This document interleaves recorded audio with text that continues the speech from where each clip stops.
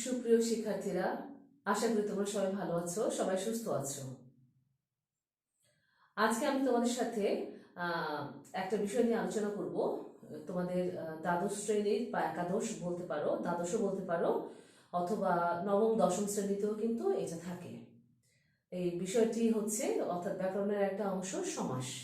সমাস নিয়ে আমি আগেও আলোচনা করেছি, কিন্তু এরপরেও কোনো কোনো শিক্ষার্থী আমাকে জানিয়েছে তারা 6টি সমাসের মধ্যে একটি সমাস আছে যেটা বুঝতে একটু কষ্ট হয়, সেটি হচ্ছে কর্মধারয় সমাস।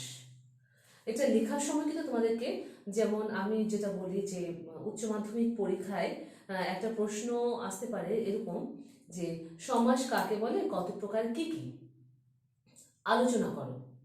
অথবা এটাও হতে পারে 6টি সমাসের মধ্যে তোমাদেরকে বলতে পারে যে কর্মধারয় সমাস কাকে বলে, কর্মধারয় বা দ্বিগু সমাস কাকে বলে, আলোচনা করো।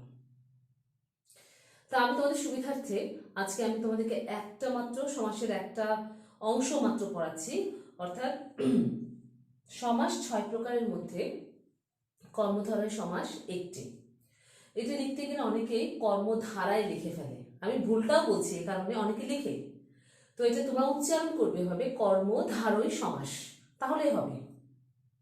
তাহলে এখন দেখো, কর্মধারয় সমাস হচ্ছে 4 প্রকার: মধ্য পদলোপী কর্মধারয়, উপমান কর্মধারয়, উপমিত কর্মধারয়, রূপক কর্মধারয়। আমি আশা করব তোমরা খুব মনোযোগ দিয়ে আমার কথাগুলো শুনবে, কারণ এখানে কিন্তু বিস্তারিত, এখানে বোর্ডের চাইতে আমি যদি বিস্তারিতভাবে তোমাদের বলি, হ্যাঁ, একটু যদি সুন্দর করে একটু গুছিয়ে বলতে পারি, আমার মনে হয় তোমরা যদি একটু মনোযোগ দাও তোমরা বুঝতে পারবে। তাহলে এখন আমি আগে বলবো কর্মধারয় সমাস কাকে বলে। অর্থাৎ এটা বিশেষ্য এবং বিশেষণের একটা ব্যাপার আছে কর্মধারয় সমাসে, যেমন নীল যে পদ্ম, নীল পদ্ম। তারপরে জজ সাহেব, যিনি জজ তিনি সাহেব। কাঁচা মিঠা, কাঁচা অথচ মিঠা। এগুলোই হচ্ছে কর্মধারয় সমাসের কিছু উদাহরণ, যেগুলো হয়তো বা এগুলো এগুলো আলাদা করে দিয়েছে এই 4টি ভাগ, ওগুলো কর্মধারয় সমাসের মধ্যে। তো এগুলোর মধ্যে কি কি পড়ছে আমি বিস্তারিত আলোচনায় আসছি। হ্যাঁ, তার আগে আমাদেরকে যেটা জানতে হবে সেটা হচ্ছে কি, কর্মধারয় সমাসে বিশেষ্য এবং বিশেষের সাথে সমাস হয়, আবার বিশেষের সাথে বিশেষণ ভাবাপন্ন সমাস, বিশেষের সাথে বিশেষণ ভাবাপন্ন পদের সাথে সমাস হয়, তাকে বলা হয় কর্মধারয় সমাস। এই যে একটু আগে বললাম নীল যে পদ্ম, তাহলে এখানে বলো এখানে বিশেষণ কোনটা? নীল। তাহলে কাকে বলা হচ্ছে? পদ্ম তো কখনো বিশেষণ হবে না, তা বিশেষণটা কি? বিশেষণ হচ্ছে দোষ গুণ অবস্থা। তাহলে এখানে বিশেষণ যদি দোষ গুণ অবস্থা হয়, তাহলে আমার বিশেষ্য কোনটা? পদ্ম। অর্থাৎ পদ্ম একটা ফুলের নাম, তাই না? তা অবশ্যই এটা বিশেষ্য। তাহলে এখন তোমরা ভালো করে দেখো, কর্মধারয় সমাস 4 প্রকার। মধ্য পদলোপী কর্মধারয় সমাস, আমি এটা বলেছি। এখন মধ্য পদলোপী কর্মধারয় সমাস কাকে বলে? যে কর্মধারয় সমাসের মাঝখানের পদটি লোপ পায়। এটা লোপ হয় বলবো না, কিন্তু লোপ পায় বা লোপ পেয়েছে বলি না আমরা, সেরকম আর কি। লোপ হয়েছে তো কখনো বলে না। তো আমি তোমাদের সুবিধার জন্য বলি, লোপ মানে কি, এটা ডিলিট হয়ে যায়, হ্যাঁ, এটা চলে যায়, তাকে বলা হয় মধ্যপদলোপী কর্মধারয় সমাস। যেমন দেখো সংবাদপত্র, তো সংবাদপত্রকে যদি আমি ব্যাস বাক্য করি তাহলে কি হচ্ছে? সংবাদ প্রকাশক পত্র। তাহলে এখানে সংবাদ প্রকাশক পত্র বলতে যেটা বোঝায় সেটা হচ্ছে মাঝখানে যে প্রকাশক শব্দটি আছে সেটি কিন্তু আমার সমস্ত পদে সম্পূর্ণ ডিলিট হয়ে যায়, অর্থাৎ লোপ পায়।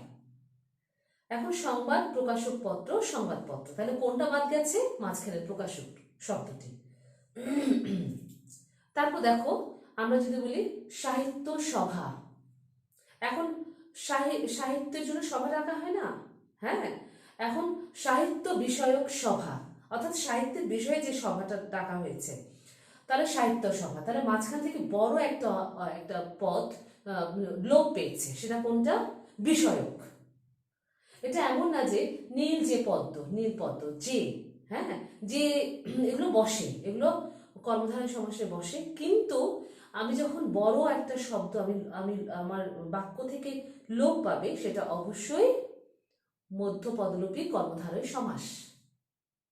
আরও আছে স্মৃতিসৌধ, স্মৃতি রক্ষার্থে সৌধ। তাহলে কোনটা বাদ গেছে? রক্ষার্থে। তাহলে রক্ষার্থে যেটা, ওটা মাঝখানে না? এখন আরও আছে, তোমাদেরকে বলছি আমি, দেখো তোমরা একটু মনোযোগ সহকারে শোনো। আমি যদি বলি জ্যোৎস্না রাত, হ্যাঁ জ্যোৎস্না রাত, তাহলে এখানে কি হবে? জ্যোৎস্না শোভিত রাত ইকুয়াল টু মানে সমান সমান জ্যোৎস্না রাত। তাহলে আমার এখানে কোনটা বাদ যাচ্ছে? শোভিত। শোভিত শব্দটি কোথায় থাকছে না, এই পদটি লোপ পাচ্ছে কোথায়? সমস্ত পদে। তা মাঝখানে শোভিত পদটি বড় পদ না এটা? তারপরে দেখো আয়কর, হ্যাঁ আয়কর। তা আয়করকে আমি যদি বলি আয়ের উপর ধার্য কর। তো এরকম আরো আছে, আমি তোমাদের আসলে একটু দেখি আমি আরো আছে কিনা। হ্যাঁ, ধর্মঘট, ধর্ম রক্ষার্থে যে ঘট। একটু আগে আমি বললাম না, স্মৃতি রক্ষার্থে যে সৌধ, স্মৃতি রক্ষার্থে যে সৌধ, সে রক্ষার্থে মাঝখানে যে এটা সব পদটা সেটা লোপ পেয়েছে। তাহলে আমার শেষ হয়ে গেল মধ্যপদলোপী। আমি আবারও বলছি, যে কর্মধারয় সমাসে মাঝখানের পদটি লোপ পায় বা সমস্ত পদে লোপ পায় তাকে বলা হয় মধ্যপদলোপী কর্মধারয় সমাস। আশা করি তোমরা বুঝতে পেরেছ। এখন দেখো উপমান কর্মধারয় সমাস। তাহলে উপমান কর্মধারয় সমাস কি? তা আমি এভাবে বলতে পারি, যে সমাসে প্রত্যক্ষ বস্তুর সঙ্গে পরোক্ষ বস্তুর তুলনা করা হয় এবং সাধারণ একটি ধর্ম থাকে, তাকে বলা হয় উপমান কর্মধারয় সমাস। অনেকে বলতে পারে সাধারণ ধর্ম কি? সাধারণ ধর্ম মানে হচ্ছে সাধারণ একটা বৈশিষ্ট্য। আবার এটা অনেকে এভাবেও বলতে পারি আমরা, আমি যেভাবে মাঝে মাঝে অনেক হয়তো শিক্ষার্থীকে বোঝাতে যদি আমি না পারি বা একটু যদি বুঝতে না পারে, অনেকটুকু কম, সবার তো আর বোঝার ক্ষমতাটা এক নয়, তাই না? তখন আমি কি করি, তাদেরকে বলি উপমান কর্মধারয় হচ্ছে বাস্তব এবং উপমিত কর্মধারয় হচ্ছে অবাস্তব। তাহলে কিভাবে হচ্ছে সেটা দেখা দিচ্ছি আমি।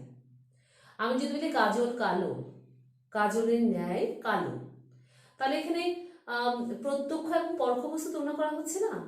এখন এখানে প্রত্যক্ষ এবং পরোক্ষ বিষয়টি, এখানে আমার চোখের সামনে হচ্ছে প্রত্যক্ষ, আর পরোক্ষ হচ্ছে আমি যার সাথে তুলনা করছি। এখন কাজলের মতো কালো, কি কালো সেটা কিন্তু বলা নেই, কিন্তু আমার একটা সাধারণ ধর্ম আছে। কি ধর্ম? কালো, রংটি। তাহলে আমরা জানি যে কাজলের ন্যায় কালো, কি কালো সেটা আমার না বললেও চলবে। এখন যেটা কালো সেটা কিন্তু আমার সামনে আছে, কিন্তু আমি বলিনি, কিন্তু কার সাথে তুলনা করছি? পরোক্ষ একটা বস্তু, সে হচ্ছে কাজল। তা আমরা ধরেই নিচ্ছি আমার উপমান কর্মধারয় সমাসে পরোক্ষ বস্তুটি আগে বসে। ঠিক তার উল্টা হচ্ছে উপমিত কর্মধারয় সমাস। উপমিত কর্মধারয় সমাসে যেটি আমি যে সাধারণ ধর্ম, এটা তো সাধারণ ধর্ম নেই, যাক আমি পরে বলছি, এখানে প্রত্যক্ষ বস্তুটি আগে বসে। তাহলে দেখো সাধারণ ধর্ম মানে সাধারণ বৈশিষ্ট্য, কাজলের ন্যায় কালো, কালোটা হচ্ছে সাধারণ ধর্ম, কারণ কাজল কালো আমরা সকলেই জানি। তারপর আরো আছে তুষার শুভ্র, তাহলে আমার কি হচ্ছে? তুষারের ন্যায় শুভ্র। এখন তুষারপাত যেখানে হয়, তুষার তো সাদা, হ্যাঁ, এখন আমি তো ওই তুষারপাত তো আমি এখন সামনে আনতে পারছি না, আমি সাদার সাথে হয়তো কোনো একটা কিছু তুলনা করছি। ধরে নাও আমি একটা বাক্য বানিয়ে ফেললাম, ধরে নাও আমি বানালাম এটা, তুষারের ন্যায় শুভ্র জামা, একটা মানে অর্থাৎ একটা জামা পরিধান করে আছে, জামার রংটা আমি তুষার বললাম। আর আমি যদি জামাটা নাও বলি, তাহলে আচ্ছা জামাটা বললাম আমি, তাহলে কোনটা আমার সামনে আছে? তুষারপাতটা সামনে নাকি জামাটা সামনে? নিশ্চয়ই জামাটা আমার সামনে আছে, যেহেতু আমি ওই তুষারটাকে দেখে আমি জামাটাকে বললাম সামনে দেখে যে তুষারের মতো সাদা জামা তোমার। তাহলে এখানে এখানে সাধারণ ধর্ম কোনটা, সাধারণ বৈশিষ্ট্য কোনটা? তুষারের ন্যায় শুভ্র জামা, কোনটা? শুভ্র, শুভ্র মানে হচ্ছে সাদা, এটাই হচ্ছে সাধারণ ধর্ম। সাধারণ ধর্ম ছাড়া কখনোই উপমান কর্মধারয় সমাস হবে না, কিন্তু সেখানে প্রত্যক্ষ বস্তুটি না হলে চলে, কিন্তু পরোক্ষ বস্তুটি সবার আগে বসে। তাহলে কিন্তু এটা মানে এটা চলে আসছে, কিন্তু ন্যায়টা মাঝখানে চলে আসছে। অনেকে এভাবে ব্যাখ্যা দেয় যে মাঝখানে ন্যায় বসলে এটা উপমান, মাঝ শেষে ন্যায় বসলে সেটা উপমিত। কিন্তু আসলে আমরা যদি উপমান উপমিত বুঝতে পারি, কোথায় ন্যায়টা বসবে সেটা আমরা এমনিতেই বুঝতে পারবো। আমরা এমনিতেই ব্যাস বাক্যটা যদি আমরা তৈরি করতে পারি, আমাদের চলেই আসবে সেটা। প্রত্যক্ষটা আগে চলে আসবে, পরোক্ষটা আগে চলে আসবে, সেই অনুযায়ী আমরা বুঝতে পারবো। তাহলে এখন দেখো, উপমান কর্মধারয় সমাস গেল, এখন আমরা শিখব উপমিত কর্মধারয় সমাসে।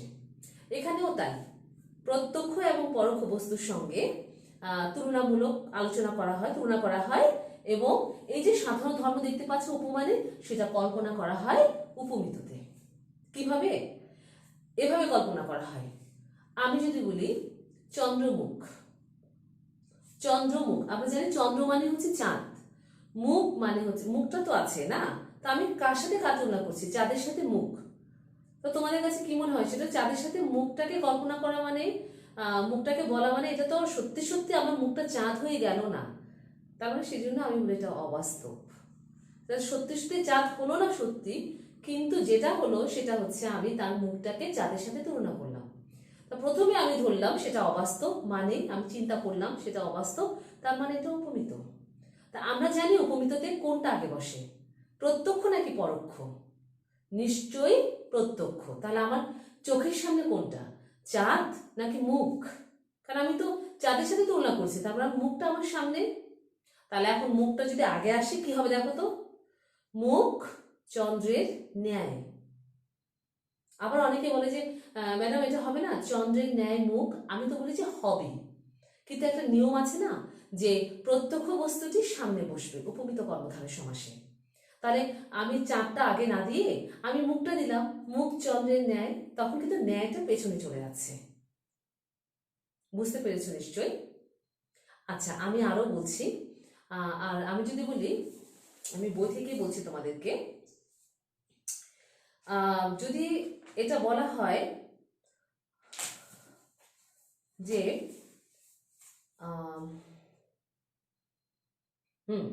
চরণ কমল, তো চরণ কমলে যেটা আছে, চরণ মানে তো তোমরা জানো, চরণ মানে পা, আর কমল মানে হচ্ছে পদ্ম ফুল। তাহলে আমি যে কেন বললাম, আগে নির্ধারণ করে ফেলো বাস্তব না অবাস্তব। অর্থাৎ তার পা এবং পাটাকে কি বলছে, পদ্ম ফুল। তার মানে কল্পনা করছি আমি কি, এখানে সাধারণ ধর্ম নাই, কিন্তু আমি কল্পনা করছি তার পাটা ফুলের মতো, পদ্ম ফুলের মতো দেখতে সুন্দর। তাহলে এখানে আমার কি চলে আসছে, এখানে দেখো, এখানে কল্পনা একটা করে ফেললাম আমি ধরেই ফেললাম এটা উপমিত কর্মধারয় সমাস। এখন আমি যদি উপমিত কর্মধারয় সমাস আমি চিনেই ফেললাম, তাহলে আমি প্রত্যক্ষ বস্তুটা আমি আগে আনি ব্যাস বাক্যে। এখন বলো কিরকম হবে, কোনটা আমার প্রত্যক্ষ, চরণ নাকি কমল? নিশ্চয় নিশ্চয় সেটা চরণ, চরণ কমলের ন্যায়। তো হচ্ছে না সেটা? তাহলে এখন দেখো, চরণ কমলের ন্যায়, চরণ কমল, সেটা হচ্ছে উপমিত কর্মধারয় সমাস। আশা করি আমি তোমাদেরকে বোঝাতে সক্ষম হয়েছি। এখন আমরা যেটা দেখব সেটা হচ্ছে রূপক কর্মধারয় সমাস। এখন রূপক কর্মধারয় সমাস কাকে বলে?